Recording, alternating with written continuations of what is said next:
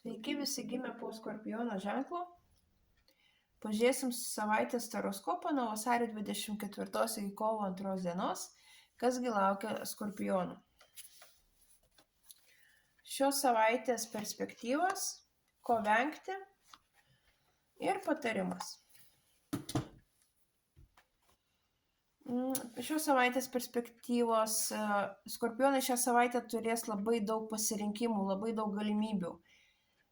Pasistengkit nepasiklysti tarp jų ir priimti teisingus sprendimus. Viską apgalvokit, kad ir kiek daug galimybių jums kas siūlys. Ko vengti? Venkit sustabarėjimo, per didelio prisirišimo prie materialių dalykų, prie nenoro improvizuoti. Ir patarimas, leiskit būti savo šiek tiek vaikais, leiskit jausti, leiskit pasvajoti, pasidžiaugti tiesiog gyvenimu.